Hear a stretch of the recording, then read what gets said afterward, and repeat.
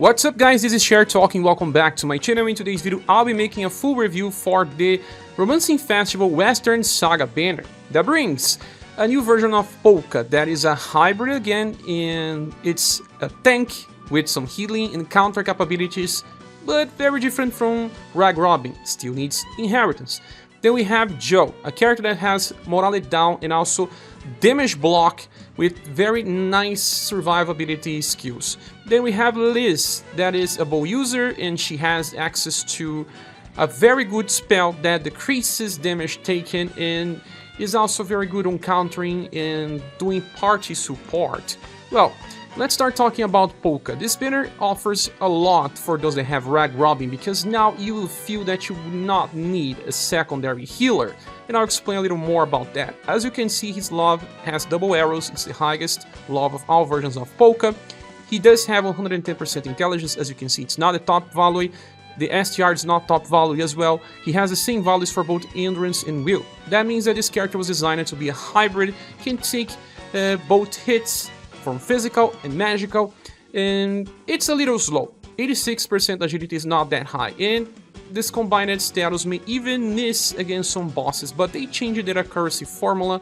It seems like it will be a little easier to land attacks. Well, let's go to the passives. The first one is called Skills of a Chef. When he's attacked, damage is reduced by 30%. That's nice, we need damage reduction passives to survive in the future. Then, on the start of battle, he grants himself Flame Ward. That negates all type of fire damage and also counters with this Flame Ward skill. That is just a E-power attack. It's not about the damage, it's about just countering, because he takes benefit from counter, and I'll explain later. Also, when he is on overdrive and use an attack, it has to be an attack, it cannot be a heal spell, for example. He will grant himself a passive called Kuroge Wagyu Counter, but I'll explain that better later. Okay, the second one, when he lands an attack, he recovers HP, should be around 200, and will also recover 1 BP. Nice, because Polka with more BP will be capable of using Steelblade Phoenix more often. And then when recovery actions are made, he will apply a regen to himself and to the target that lasts for 5 turns and will heal around 200. But the healing spell will be touched upon later. The last one is Latent Bloom Defense. Damage increases by 20%. It's his only damage passive. He's not a damage dealer. And then he gets a defense up, decreasing damage by 10% on the start of each turn for the first 5 turns. So you have 5 stacks of minus 10%. That, together with the first passive that decreases damage, makes Polka very resistant. Like I said multiple times, these defensive passives will not be added. They are multiplicative, so they lose a little value when you stack multiply, but it just makes Polka pretty resistant to damage. Now, the first skill is Heart Stick. It costs only 2 BP and spends 1 LP like all recovery spells. This will trigger his Thrifty Teaching passive. When he recovers, he will heal a lot. I have to say that this is a sword skill.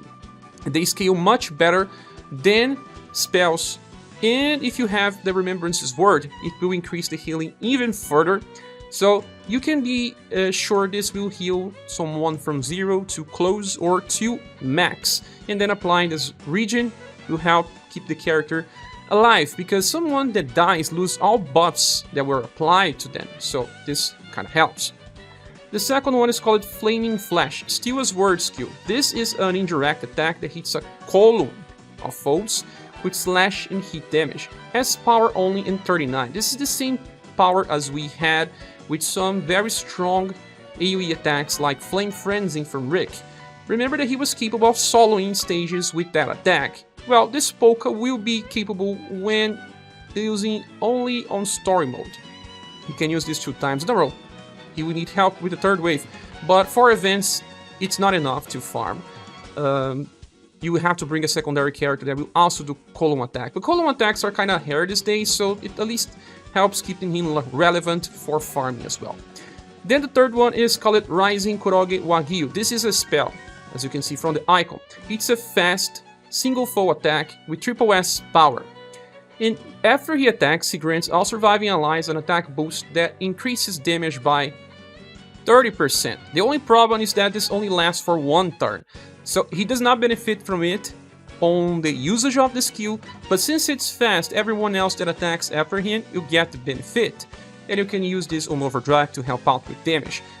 Okay, but remember that we have this stance called Kuroge Wagyu counter when you attack on overdrive. That means that on overdrive turns, if he gets directly attacked, he will counter with rising Kuroge Wagyu. It's nice, you get some extra damage, but then you are also applying this attack boost that will help the party. But let's say you are using your whole squad on overdrive, all 5 characters. That means that they are all attacking together. Well, Polka will go first, everyone will get the 30% attack boost, okay? But the counter will not help anyone since they already attack. That's bad that it only lasts for 1 turn. It should have lasted for 2 to become much better. Now, one important thing, when you trigger your Kuroge Wagyu counter after a direct attack on overdrive, you will also trigger Flame Ward, just like in any time you are directly attacking. And by that, you will get 2 very small heals and 2 BP, helping out Polka reach 9 BP to use Steelblade Phoenix again. Okay, this Polka is good as he is, but he gets much better by inheritance of Steelblade Phoenix. This is a 9 BP skill that hits for slashing heat, triple S power, brings taunt, and recovers HP by close to 1000 right now in the game. And if you buff your love and charisma with characters like Matriarch, for example, in her P enough piece, this heal will scale a lot, making up for like 1.4, 1.5 thousand healing that heals so much that, well, became the best healer in the game. But Rag Robbing sometimes were just not enough to deal with some situations because the bosses were attacking with heavy nukes, so we needed to bring a secondary healer.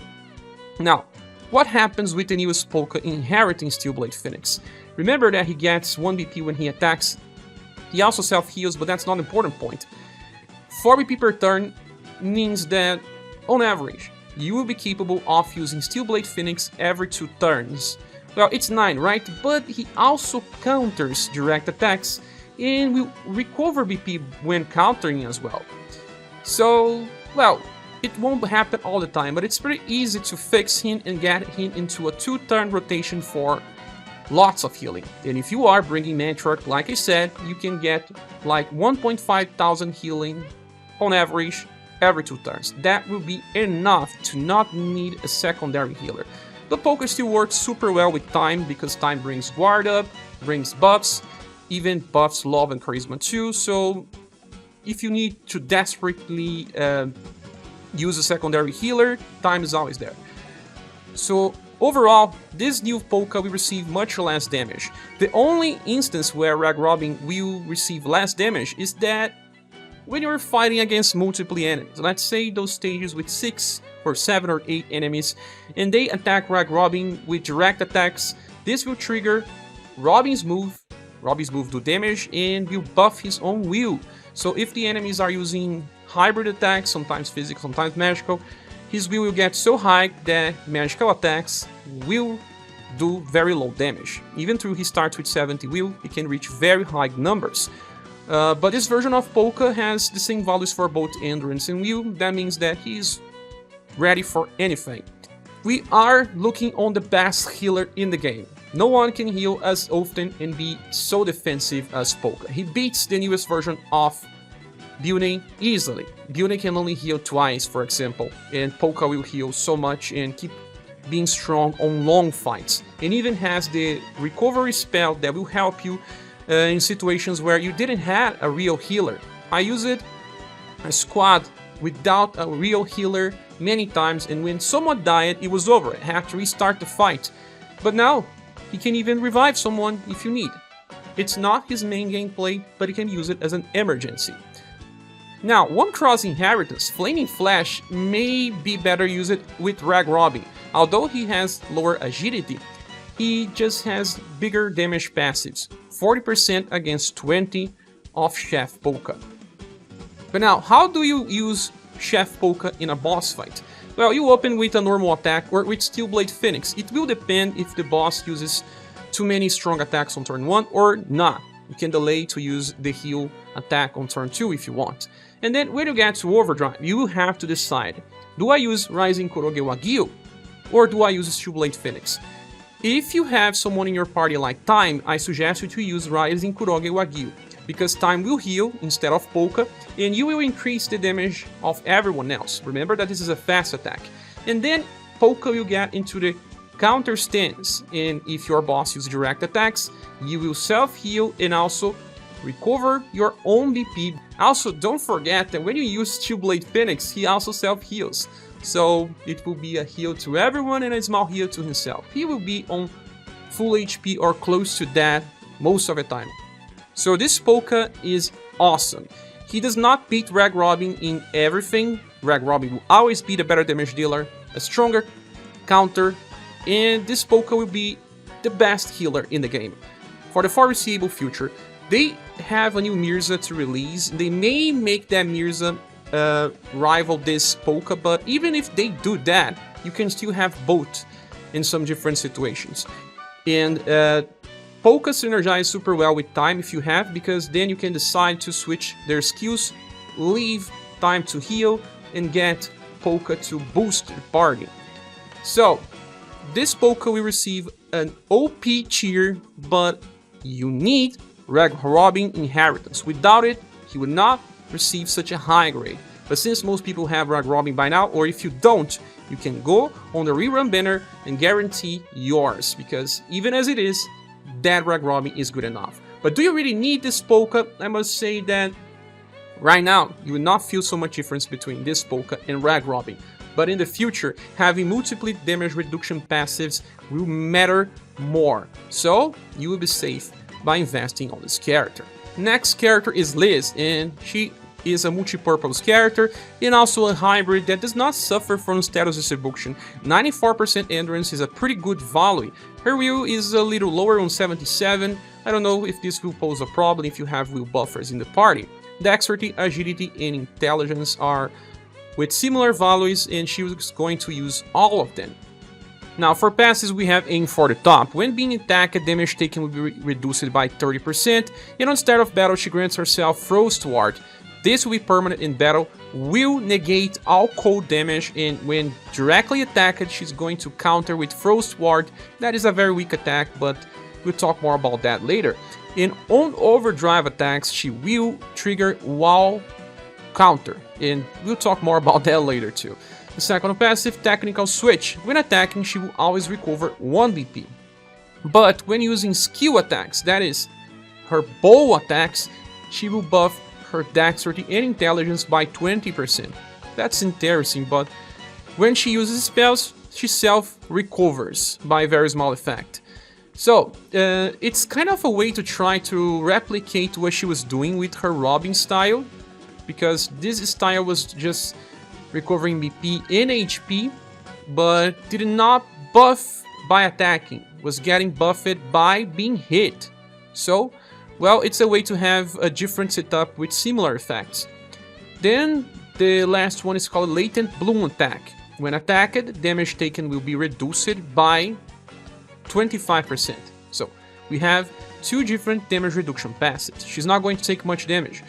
Besides, on the start of each turn, for a max of 5 turns, she gets Heat Up that increases her damage for the whole fight by 10%. It's her only damage increase passive, but, well, if you are using skill attacks, that means bow, you will be buffing your dexterity and the damage will be good. There are different ways to use this list and I'll explain later. Now, the first skill is her only bow attack. It's free, 0, and she hits for Pierce and Cold with E power. Not much damage, but it grants herself Guard Up Medium, decreasing damage by 25%, but only for 1 turn. So she needs to attack before the enemy in order for this to matter. The second one is a spell, called Aqua Bash Plus. This is something you found in Nao's Daughter original style as well. It's a column attack that now has B power. Even if you consider this as a single target attack, B power is good enough. And it will buff all surviving allies' will by 25% on max level. Well, it may not be enough to be the only character buffing Will in the party.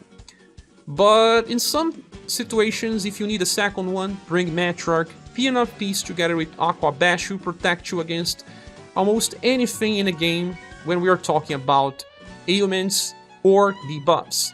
It also helps against magical attacks anyway, and she can use this skill forever because she gets 4 BP per turn. Now, the last skill is called Karatsu Water Wall, and it's a fast attack that hits a column of foes with double S power. And after the attack, she will grant all surviving allies a defense boost, decreasing incoming damage by 50%. Well, that is a lot. And many characters have something like Guard Up, Medium, that decreases damage by 25%, and they can keep that all the time. She won't be able to keep this all the time, but every 2 turns in average. Remember that she counters, and when she counters, she gets BP back. That means that on average, she will be able to choose the turn where she wants to protect the party, but that will be usually once every 2 turns. And it compares to, you know, Moralidad Medium that decreases damage by 25%, or Guard Up Medium, or Defense Boost Medium. Something that you find in some other styles. The good thing is that Defense Boost always stacks, contrary to Guard Up. Okay, so this is her main gameplay. You open the fight using Karatsu Water Wall to decrease incoming damage on turn 1, and then you decide if you want to buff Will, or if you want to use a normal attack and go back to Karatsu Water Wall. That is a very good cycle, especially on Remembrance. She's going to work well in all different boss fights. And people say that she can even solo. I didn't try it myself yet, but I will to see if that's true. But since Robin Girl was capable of soloing as well, that may be the case. Just place her on a Desert Lands Axe formation in the front line and see the magic happen. Now, there's a very interesting thing about Liz counter setup. When she attacks on Overdrive, she triggers the Water Wall counter, and if an enemy attacks her with a direct attack, she will counter with Karatsu Water Wall, and then again with Frost Ward. That will give her at least 2 BP and heal herself twice. But the thing is, when you counter, you will give another defense boost that will stack. So for some situations where the enemy attacks multiple times, each new hit will decrease the damage even further to the party. But that's more for those bosses that have like 3 to 5 attacks in one turn. The Wyvern can attack up to 5 times, but usually with indirect attacks, so this is not going to happen that much, but it's just something that can be used as a gimmick from time to time. Also, by getting 2 BP, it will help Liz store some BP to use Karatsu Water Wall as soon as possible later. Now, we have some interesting inheritances. Remember that she buffs her dexterity and intelligence when using bow skills. There is one that is good that you get from her A style, Twin Arrows. This one hits 2 times and heals every 2 times. So she actually going to get 3 very small healings when using this attack. And it has E power, but then 2 hits, it's pretty close to what you see as an 8-powered attack, if you have a very strong weapon. If you are dealing with multiple targets, you can go for her Robin Girl style and amplify Rain of Arrows Plus. If you have support with other characters, you can use her as a full damage dealer, and 8 power with 32 mod is gonna hurt. You can also just inherit a heal spell from her Summer style. Water of Life becomes Water of Life Plus that cleanses debuffs, but I prefer Droplet because this one applies Guard Up Medium for 2 turns if you have this older version of Liz. And if you are dealing with the Real Queen, you can inherit Shadow Eve from her other S style, and this will apply Paralyze. And from Robin Girl, Assassin's Arrow is a good skill to use if you are using Desert Lands Axe, for example, that you need to attack before the enemy in order to keep the damage reduction passive from the formation. Or you can inherit Ice Arrows, for example, to debuff enemy agility, if you really want. But she does not really need that many inheritances besides just adding a heal spell or just better damage with bow skills. Now, in the future, Liz will get some very interesting amplifies. From her first limited style, we have this skill called the Dragon's Fury. This one will be amplified in a triple S attack that increases her cold attribute. Then we have the 1000 Needles from her S style. This one will reach Double S power 48 mod for only 6 BP. She will self-buff, this damage will be good. Then we also have the Deus Blizzard attack that will just give defense enhancement to all surviving allies with small effect that decreases damage by 15%. Well, this is if they don't change anything in global. This list is really good for remembrance because we don't have many support there. She can be game changing for many. And because of her very nice support that you can choose the right moment to use, she's going to receive a triple S grade in your tier list. It's easier to skip than Polka, but still a very good resource. And the last character is Jo. She's not a hybrid, she's a mage. And we have 90% endurance, 90% will. Yeah, she can take both physical and magical damage. Her dexterity and STR are pretty bad. She may miss more than her original Robin Girl style when trying to use Headbutt, if you really want to use that. But her agility and intelligence combined have very good values. The damage will be good and she's going to attack before the enemies most of the time. She does have some okay love, you can inherit some heal spells and she can heal pretty well.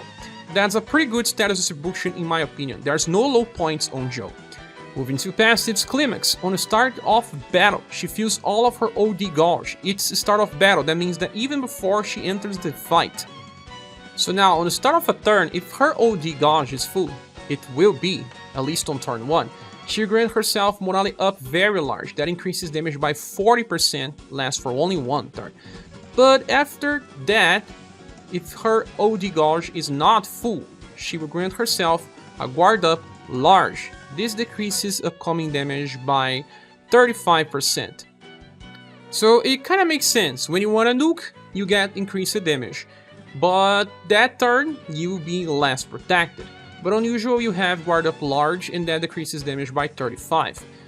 Passive number 2, Resolve of the Might. On the start of battle, she starts with 11 BP. And then on the end of a turn, she gets 2 BP. That's pretty amazing and I'll explain later with inheritances. Then she has High Protect Tension.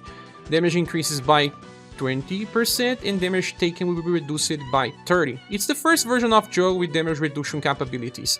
Her Robin version didn't have any. It's a very strong character to use on boss fights, but then damage was just too high, she was dying too fast. Now she has at least High Protect Tension, but sometimes she also has Guard Up Large. The bad thing is that Guard Up Large will not stack if you are bringing other Guard Up users. It will be better to bring defense boost users, just like Liz for example. Now one interesting thing is that when you are using this Jo for farming, she will start with Overdrive. That means that the whole farming she will have 40% damage increase from morale up, and then 20% from High Protect Tension. This means she gets 60% damage increase when farming. Now for skills we have Fresh Squid. This is a 1 BP skill with E power, deals heat and sun damage and recovers HP by small effect. That should be 1000 or close to. That is insane, and we have a character that had something similar, that was Miriam recently in her latest style. See, it's just the same thing, but we even have double elements. Even better for Jo. Then the second one is called Ice and Fire Giant Squid. For 8 BP we have a B power attack that hits for heat and cold, and it's critical against aquatic enemies. And when the attack lands, she will apply Morale Down Medium. Morale Down Medium decreases damage by 25%. This lasts for 2 turns. Since she gets 5 BP per turn, that means that she actually can use this as much as she wants to keep this Morale Down Medium active at all times. And she will still save BP to use her Fresh Squid on other turns in order to heal if you need. But she will not be using this too much because I will explain later. But this attack here can farm in story stages, I guess, but for events it's not enough damage to solo, for example. She needs to be paired up with someone else to do more damage. Now skill number 3 is called Glacial Ray. For 10 BP we have an attack that has delay, it's important, and hits one enemy with triple S power and cold and sun damage. See that she's changing the elements, right? And after she deals damage, this grants damage block for 2 turns on herself. That means that for whole 2 turns, she's not going to take any sort of damage. She can only use this 5 times per battle. So this is something to balance. And delay is also another way to balance. Why? Because if you use this on a normal turn, delay applies only after the enemy attack. So you lose 1 turn, this will be active only for the next turn. You don't want that, right? You want this to last for the whole 2 turns. So you need to use this on overdrive. She will not take damage for the overdrive turn, will not take damage for the next one as well. Now another interesting thing about Jo is that since she starts the fight with the OG Gouge Fillet, she can use Glacial Raid right from the start. That will break the delay effect and she will be negating damage for 2 turns. Then as soon as you get to overdrive again, you can use Glacial Ray again and negate damage for another 2 turns. But now let's talk about how to use her. We can use a formation like Rising Phoenix X that increases her intelligence, endurance, and will. And when you reach overdrive, just use Glacial Ray and she will survive because she is healing for a lot without spending LP. And then she's going to get some turns that she will negate damage. But then you have to use her against bosses that are more focusing on single target attacks than full AoEs. If the bosses are using full AoEs, you're better off just always thinking about Ice and Fire and Giant Squid to keep that moralidade medium active. I believe that as a general defense build, Time is still better, because Time will give you guard up, decreasing damage by 25% as well, but he also buffs his status, and he will heal on overdrive. But she just has a little different setup that will not clash, because you can apply both morale down and guard up as well. And if you are using her on the middle of a formation that draws enemy attack, she can use this damage block to survive better, while just self-healing when she's not blocking. For Inheritance, there are plenty of options. You can give her a revive spell with her A style that is available in story, everyone can get. From her first limited style, she can use Sorbet Flambe on turn 1 and turn 3. She can inherit Aqua Viper Plus and use this 3 times in a row. It will work for story farming, she can solo some stages. From the same A style, you can get Wrecking of Fire Plus and use that on turn 1 and then again on turn 3. It's pretty strong, will work for story or some events. From her second limited style, El Nino can just keep full AoE cycles. From her third style, you have Spectacle Portal. That's why she starts with 11 BP. Spectacle Portal hits 3 times with both cold and heat damage. It won't do as much damage as her Robin style that buffs her own intelligence on the start of a turn, but it's a much more sustainable character to use on boss fights. The damage will still be good enough. From her Robin style, you can inherit Headbutt to use it when you don't need to self-heal and try to debuff intelligence, but I don't know if you'll be able to land this attack all the time. Remember that it uses Dexterity for accuracy. Sparkly Nice will be just to land the final blow. I don't think this is so good, and Blazing Core is just too costly for today's standards. But we have Global X as Jo, and from this style you can inherit Revitalizing Water Plus, that has 4 BP cost, but it's a much better heal than Water of Life, because it gives BP and buffs Endurance. There is Sun Shower as well, a 4 BP AoE attack that lands cold and sun damage, and heals all surviving allies HP. She has a very good love, this is going to heal for 200 at least. There is also Flame Hammer or even Water Hammer from her older inheritances, but I don't think those spells are that worth anymore. The Sun Shower spell is actually the most interesting inheritance in my opinion, because it actually gives her a different build. You can use her as your secondary healer if you need, like a Spell Girl was used in the past. You can just keep using Sun Shower, and then on overdrive use something else, either Ice and Fire Giant Squid or Glacial Ray, but you are just now making Sun Shower your main spell. So this is Jo. She can be tricky to use, but has at least 2 different roles. As a character that draws enemy attacks, self-heals and blocks, or as a morale down inflictor with a very good sustain. By being top class on what she does, she will also receive a triple S grade in our tier list. That's right. Back to the banner image. Is this banner worth summoning for? In my opinion, yes. I will give this a gold minus award. Why the minus if I just give 2 triple S grades in 1 OP grade? Just because, in my opinion, the real meta here is Polka. What he does is just really good. He will be the best healer in the game for the foreseeable future. While Liz is really good, but you can find alternatives, like I mentioned.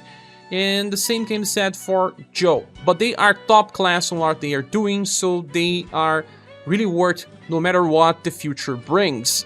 So I am pulling for them. Already got Liz in Joe. I will probably have to pity Polka, but I was planning on getting the whole family. I have been collecting them. I like the protagonists of this game. I always get them. But one thing needs to be said. This grade and value comes from having rag robbing. If you don't, you need to go and get rag robbing first before you decide to pull on this banner. Remember, those banners will last for 1 month. You have time to decide and check if you have enough gens to go after this banner. But don't come here to summon for them if you do not have rag robbing yet. That character is the base for Polka and will keep being relevant as well. You still get more value just by summoning on this festival rerun banner, where you get rag robbing, Lynn, other versions of Matriarch, and many other characters. I'll be making a full video explaining the best options, but that's it. What is your opinion about all of this? Please say here on the comment sections. Thank you so much for watching this video. Please subscribe if you haven't. If you want to support the channel, please use the links on the description and leave a comment or a like. Really help us. Hope to see you soon in the next video or next live stream. Bye.